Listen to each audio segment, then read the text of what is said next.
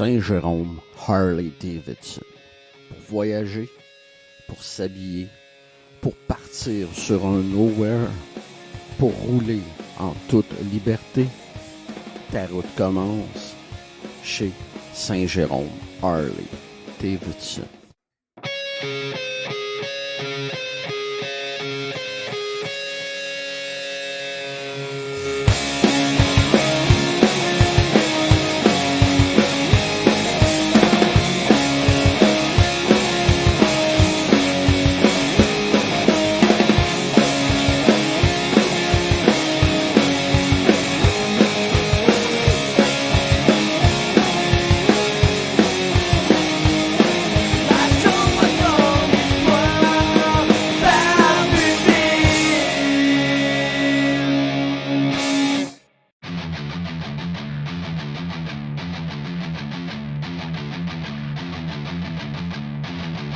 Barbu de ville!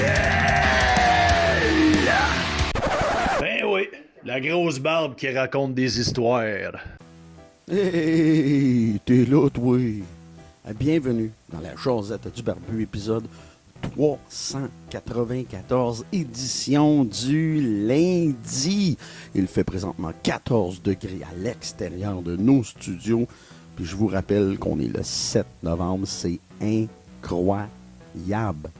Et dire que ceux qui croyaient pas au réchauffement de la planète, puis qui appelaient ces gens-là des éco-anxieux, ben j'espère que vous allez vous excuser, mesdames et messieurs, parce que de telles températures en novembre, c'est tout à fait anormal. Alors, regarde, on va se dire la vérité, on est content, on en profite, c'est un dernier souffle avant l'hiver, mais ça ne veut pas dire que c'est normal.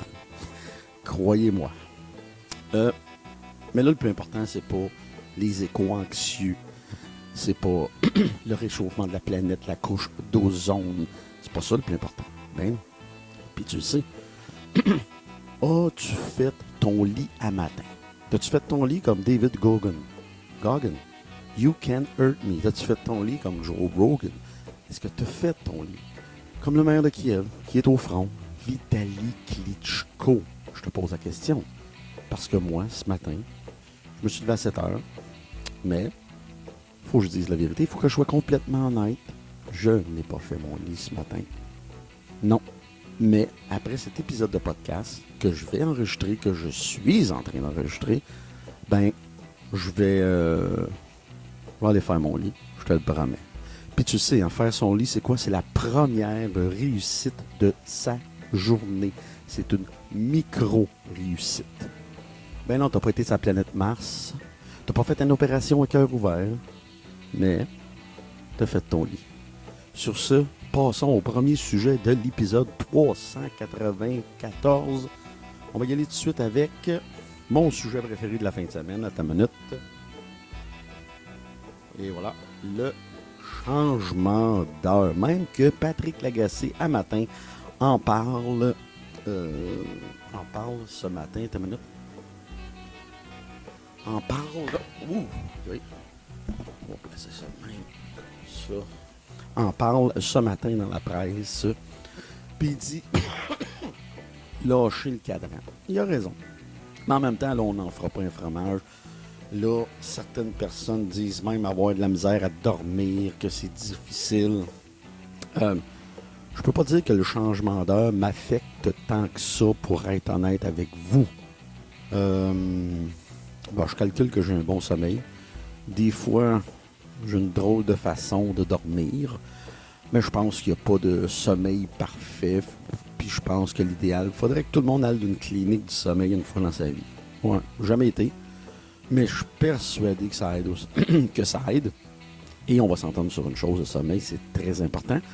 Mais quand les gens disent que ça leur prend un mois à s'adapter à la nouvelle heure, ben là, je pense que c'est de l'exagération, puis je crois pas ça. Je suis sceptique. Ouais. Je suis sceptique là-dessus. Un mois, il me semble que c'est beaucoup. Mais bref, on en a entendu parler toute la fin de semaine. Puis là, est arrivé dimanche soir. Puis moi, je trouve ça toujours fascinant de changer l'heure le samedi. Puis t'arrives le dimanche soir. Là, c'est l'heure de vérité. Puis hier, il faisait noir comme dans le cul d'un ours à partir de 5h30. Ce qui est, ma foi, assez triste. Ouais, c'est triste et c'est difficile, ça, la noirceur. C'est pour ça que dans le jour, si vous êtes capable, peu importe ce que vous faites dans la vie, je comprends qu'on travaille, mais si vous êtes capable, allez donc prendre une marche sur l'heure du dîner. Ça fait du bien, ça fait digérer, puis en plus, ça fait de l'exercice et tu prends de la vitamine D. Ou sinon, va t'acheter des vitamines en magasin. Moi, j'en ai pour la vitamine D. Je commence à en prendre aujourd'hui. Je prends de la vitamine D à ce moment-ci de l'année jusqu'au changement d'heure du mois de mars. Ouais. Après ça, ben là, j'arrête pour recommencer encore en novembre. C'est comme ça que je fais. Bon, as-tu remarqué, on va changer de sujet, as-tu remarqué que ma page Facebook de Barbu de Ville est beaucoup plus vivante qu'elle était? Ben, la vérité, j'essaie d'augmenter mon nombre de followers, d'abonnés, parce que je veux me servir de plus en plus de cette page-là. Et puis, parce qu'aussi, parce que je suis plus motivé, j'ai besoin de travailler plus fort sur tout ce que je fais. Donc, tu vas avoir des directs. Mais là, les directs sur la page Facebook vont être seulement en direct. Après ça, je vais éliminer le direct. Comme ça, ça va devenir comme exclusif, tu comprends? Fait que si t'es pas là, tu le pognes pas, t'es pas abonné, ben tant pis pour toi. Sinon, abonne-toi à la page Facebook du Barbu de Ville, c'est très simple et c'est gratuit. Donc c'est ça, j'essaie de mettre un sujet par jour, puis là, je pose des questions aux gens. Ou je mets un meme, une photo drôle. Bon, et voilà. Francis m'aide aussi parce qu'il est devenu administrateur de ma page avec moi. Puis il met aussi des questions, etc. Et des mimes, puis ouais, c'est ça. Fait qu'on remplit la page, puis ça garde ça vivant, puis c'est important de le faire. Ça fait partie de mon travail. J'ai trop négligé ça. Pareil comme mon Instagram. Instagram, je me donne le défi de mettre une photo par jour. C'est ça que je vais faire. Puis je pense qu'au bout de la ligne, voyons, j'ai un minou dans le gorge. Je pense qu'au bout de la ligne, ça va aider. J'en suis persuadé. À date, ça fonctionne pour la page Facebook. J'ai hâte de voir pour Instagram. Évidemment, j'ai pas de misère avec mon Twitter. Il va très bien. Donc, on travaille ces choses-là, puis on va voir ce que ça va donner avec le temps. Avec le temps, tout s'en va. Voilà. Donc, c'est quoi mes autres sujets? On y va-tu là? Ouais. Tu l'as vu, hein, dernièrement, j'ai vendu des meubles sur Kijiji, les packs, etc. Là, tous ces réseaux-là qui est pour vendre du stock Facebook Market. Mais, puis là, je suis en train de vendre mon auto. Je vais avoir un client qui vient la voir demain. J'ai bien hâte de voir. J'ai hâte de finaliser cette vente pour passer à d'autres choses et pour faire un peu d'argent, évidemment. Bref, tout ça pour dire que vendre sur Kijiji, que vendre sur les packs, c'est pas le fun. C'est désagréable. J'haïs ça. Ben, je le fais parce que là, j'avais pas le choix. Mais c'est pas quelque chose que j'aime. Puis là, ça me fait penser que j'ai une drill à vendre que je me sers pas. Puis il faut que je vende. Parce que c'est plus nécessaire. Donc, je vais remettre d'autres matériels à vendre sur Kijiji et les packs. C'est pas quelque chose que j'aime faire. Mais je le fais quand même. Voilà. Puis, c'est drôle, hein, parce que le Kijiji ou les packs, tu as sûrement déjà vendu là-dessus au Facebook Market. Tu as toutes sortes de monde. Là t'as celui qui te gosse pendant 3 jours pour aller voir la voiture, puis finalement, il se présente pas. Ah, j'étais trop occupé. Bon, t'as ce genre-là. Aussi, t'as le genre trop friendly. Hey, mon chum, puis là, il vient acheter l'élément. Après, il te réécrit, hey, on va-tu prendre une bière? Hey, j'ai déjà vécu ça, là. Ça, c'est trop. Puis t'as le genre qui veut juste dealer, puis qui est bête comme ses pieds. Fait qu'il n'y a pas comme juste du monde normal. Hey, je veux acheter ton objet. Est-ce que je peux le voir? Ça m'intéresse. OK, tu le vends 15$. Voilà 15$. Merci, bonsoir. Est-ce que ça existe du monde normal? Ben, quand je vois ce qui se passe sur Kijiji, les packs et Facebook Market, Je suis obligé de dire que la moyenne des humains, ça va pas bien. C'est ça que je me dis. Si la troisième guerre éclate, on est dans le trouble, les amis. Voilà. C'était mon opinion sur Kijiji et les packs. Puis c'est pas par rapport à ces réseaux-là, c'est par rapport aux gens qui y participent. Il y a beaucoup de n'importe quoi. En tout cas, à mon expérience personnelle. Voilà. Prochain sujet. Bon, là, on a fait Kijiji, on a fait le changement d'heure. Ah, critique de film. Ouais, hier, j'ai été à l'ancien Colossus de Laval, qui est un cinéplex dans le Centropolis.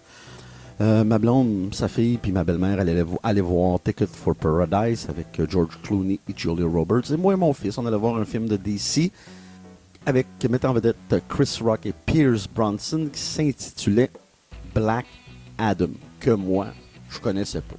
Je ne sais pas ce que j'allais voir. Je savais même pas que c'était un film de DC. Je m'en suis aperçu au début du film. Quoique ça me dérange pas, je n'haïs pas ça un film de Marvel ou de DC une fois de temps en temps à cause de mon garçon. Sinon, moi, j'aurais été voir Ticket for Paradise. J'aurais pas été voir un film de Marvel ou de DC. C'est un choix personnel. Mais bon, bref, j'ai été voir ce film-là avec Théo. Je vous dirais que c'est dans la lignée des films de DC et Marvel. Et c'est un film qui fait très, très DC. J'aime le fait, eux, par rapport à Marvel, qui est toujours clean cut. Je préfère DC, je vous dirais. Bon, parce que mon film préféré est là, qui s'appelle Le Joker avec Joaquin Phoenix. Mais je préfère DC parce que c'est toujours des héros irrévérencieux. C'est pas toujours du bon monde. Puis ça se rapproche plus de la réalité. Il y a une zone grise entre la yin et le yang, puis ça, c'est pas toujours blanc, c'est pas toujours noir, c'est plutôt des teintes de gris. Et c'est ce que DC nous propose en général, puis j'aime bien ça. Je te dirais que Black Adam, dans le style DC, c'est parfait. Je te dirais aussi que si tu vas voir ça avec tes enfants, c'est un bon divertissement. Évidemment, tu es un amateur de Marvel DC, tu vas aimer ça. Mais si tu ne l'es pas, puis c'est pas le genre de film que t'aimes, je te dirais que, en général, c'est un bon divertissement. J'ai eu du plaisir à le regarder. Ma seule critique, j'en ai juste une. Bon, j'en ai deux, mais ça concerne pas le film. Ma deuxième, ça concerne le cinéma, l'ancien Colossus. Ma seule critique du film, c'est la durée du film. Pourquoi que les gens qui réalisent des films de Marvel et DC ont besoin de faire des films qui durent au-delà de 2 heures?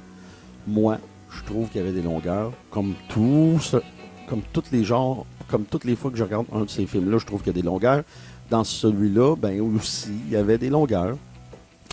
Ça a duré, imagine-toi donc, 2 heures et 5 minutes. Moi, j'en aurais pris pour 1 heure et demie, 90 minutes. Moi, je pense que ce genre de film-là, 1 heure et demie, bien packagé, enlève le surplus, parce que des fois, il y a du gossage pour rien. Enlève le surplus, je te ferai pas de spoiler. Tu le sais, à chaque fois que je fais une critique de film, je dis pas ce qui se passe dans le film parce que je veux te garder la surprise. Donc, Black Adam, je dirais que c'est un bon divertissement. Ben non, c'est pas un classique. Ben non, c'est pas un grand film. C'est pas un film d'auteur. Non, puis c'est correct aussi. Je te dirais, quand tu vas voir Black Adam au cinéma, tu t'assis, tu prends ton cerveau, tu l'enlèves, tu le mets sur le siège à côté, tu prends ton popcorn puis ta liqueur douce, puis t'es parti pour 2h05 de divertissement. Voilà. Tu sais ce que c'est, puis il faut le prendre pour ce que c'est. Puis des fois, ça fait du bien de décrocher. Puis dans cette mesure-là, ben hier, j'ai réussi à décrocher. Sauf que, comme je te dis, ma seule critique du film, trop long. 2h05 pour moi, aujourd'hui à 48 ans, c'est beaucoup trop long. Ma critique du cinéma maintenant, j'en ai seulement une. On a eu un bon service. J'aime les bornes pour acheter soi-même les billets, puis tu choisis tes sièges. Ça, c'est génial. Bravo à vous. Ma seule critique. 2 billets pour moi et mon fils, 22 $. Ça, c'est très bien un dimanche, j'ai aucun problème avec ça. Ma critique. Un petit popcorn et 2 liqueurs moyennes, 22 $. Bon, ça m'a coûté 44 piastres pour ma journée, puis ça, c'est correct.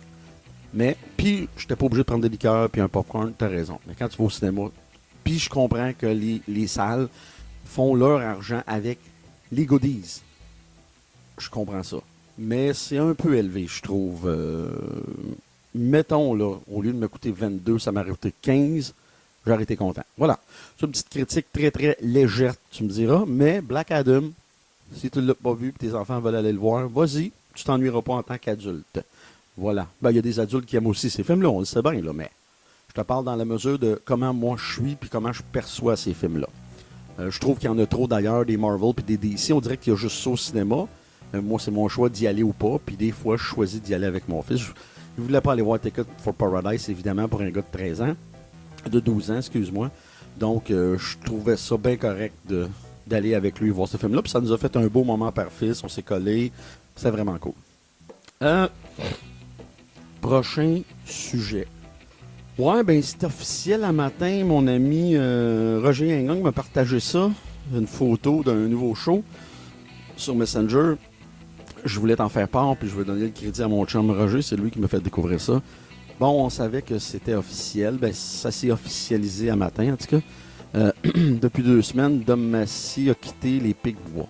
Il a quitté les Pic-Bois en trompe, disant qu'il veut quitter le milieu artistique.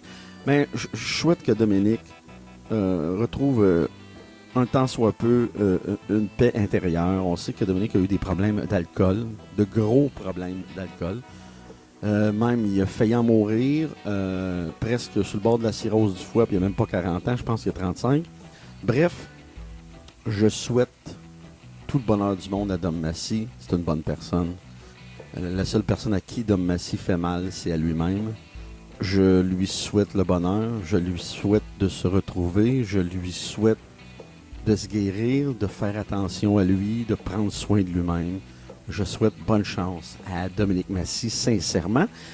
Puis là, on voyait une affiche de spectacle qui s'appelle La Tournée Con, avec Max Gervais, évidemment, ancien membre des Pic-Bois, Julien Bernatchez, ancien membre des Pic-Bois, et l'humoriste de la relève, Alex Lévesque, que j'aime beaucoup. Donc, la tournée Con. Est-ce qu'ils vont s'appeler les Con? C'est possible. C'est un bon nom. On répète 3 fois con. J'aime ça. Ils sont 3. C'est un trio. Je trouve que c'est une bonne idée. Probablement, bon, ben c'est plate ce que je vais dire, mais probablement que Bernatchez et Gervais vont avancer beaucoup plus dans leur humour maintenant que Dom n'est plus là. C'est plate, mais c'est vrai. Et je le pense sincèrement, puis c'est rien contre Dom Massy. Alex Lévesque, c'est un bureau de travail. Ça devrait être très, très bon. Il est bon dans l'absurde. J'aime son genre d'humour. Si tu ne l'as pas vu, va sur YouTube, va chercher le prochain stand-up, Alex Lévesque. Écris ça dans l'onglet recherche YouTube, le prochain stand-up qui a joué à Nouveau Télé. Et écris le prochain stand-up, espace Alex Lévesque, puis tu vas voir ses prestations. C'est démentiel. Moi, c'est mon genre d'humour. Je sais pas si toi, tu vas aimer ça, mais moi, j'aime bien ça, ce qu'il fait.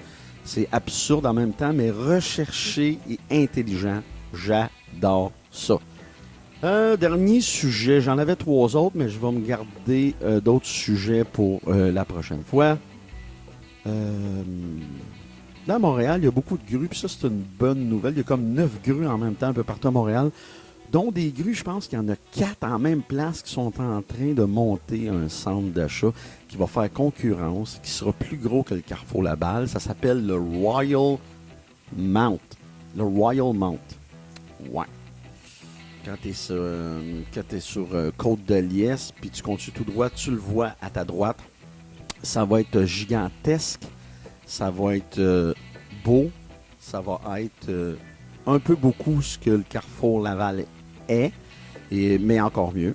C'est le Carrefour Laval, mais en mieux, à Montréal. Donc, les gens de Montréal qui se déplaçaient pour aller à Laval, ben, le Carrefour Laval va avoir une certaine perte, je crois. Les gens de Montréal, ils n'ont pas besoin de se déplacer, pas besoin de quitter l'île. Tu peux être sûr, et c'est clair et net dans mon esprit, qu'ils vont aller au Royal Mount. Bon, c'est sûr qu'au début, ça va être un peu l'euphorie par rapport à ce nouveau centre d'achat-là intérieur en hauteur. Mais après, les choses vont se replacer, puis je ne m'inquiète pas pour le Carrefour Laval, puis je ne vais pas m'inquiéter pour le Carrefour Laval, mais je fais juste te dire que les choses vont se replacer. Puis je pense qu'il est nécessaire d'avoir ce genre de centre d'achat-là dans ce coin-là de Montréal. Je crois que ça va être très, très, très, très populaire, puis ça va être un centre d'achat dans l'opulence, un peu beaucoup comme le Carrefour Laval, qui est un très beau centre d'achat intérieur. Arrêtons la mode des centres d'achat extérieurs. Là. On vit au Québec en janvier, février. Il n'y a personne qui va aller au Montreal Outlet entre les corridors devant. Il y a du vent. Là, c'est un microclimat, c'est fou. J'ai trop trouvé ça d'ailleurs. Mais personne ne va aller là. Je veux dire, les centres d'achat ouverts, extérieurs, que tu es obligé de rentrer dans chaque magasin, c'est bon en Floride, c'est bon dans le sud des États-Unis, c'est bon, ça peut être bon en Colombie-Britannique, ça peut être bon un peu partout, mais pas à Montréal, pas au Québec. Il fait bien trop froid. C'est comme si on installerait ça à Edmonton. Je veux dire, comme hier, Edmonton faisait moins 17. Tu veux-tu vraiment aller magasiner à l'extérieur à moins 17? Je ne crois pas. Plus la neige aussi, hey, ça fait de la job, là. Déneiger, puis pas arrêter de déneiger. Tandis que quand tu as un centre d'achat fermé, ben, t'as pas à t'occuper de la neige puis du froid, là. Voilà. Ben, c'est un peu mon opinion sur le sujet. Puis j'ai jamais compris ben cette mode-là de centre d'achat ouvert, porte à porte. J'ai jamais vraiment compris ce phénomène-là. Puis il faut dire que les centres d'achat, c'était comme devenu dépassé. Mais en tout cas, moi je préfère ça là, à ce que j'ai vu, à mon expérience client. Voilà, mon expérience client. Le mot du jour, Cinequiz. Mon expérience client. Le mot du jour, Cinequiz avec George Wellen. Voilà. Ça, c'est des vieux souvenirs de Télémétropole. Avant que ça s'appelle TVA. Voilà. Je le dis parce que vous n'avez pas tout mon âge, puis peut-être que vous n'avez pas le référent. Comme hier sur Twitter, j'ai dit « Bon Reine Malo ». Le monde a compris « Fuck out ». Ça veut dire « Bon dimanche » parce que Reine Malo, à l'époque, animait « Bon dimanche » à TVA. À Télémétropole. Bon, c'est pour ça mon bon Reine Malo. C'était, je l'avoue, niché. Hey, sur ce, commence à être temps que j'arrête de te parler. C'était la jasette du barbu. 394. Puis oublie pas, on se rejoint demain mardi au Rack à Bosser. Cet épisode est une présentation de Chef Maison. Chef Maison, le meilleur traiteur, ça arrive sud de Montréal. Peu importe ta situation familiale ou ton besoin, ben Roger, le propriétaire, a un format pour toi. T'en veux-tu des choix? Familial 5 jours, monoparental 5 jours, individuel 5 jours, format grande famille. Familial 2 jours, monoparental 2 jours, individuel 2 jours, grande famille 2 jours. Puis là, je t'ai même pas parlé des forfaits lunch à part de ça. T'as juste à appeler au 438-872-9500. Puis mon ami Roger Engang va se faire un plaisir de bien te servir. Parce qu'oublie pas, ça tu le sais, Chef Maison, la solution.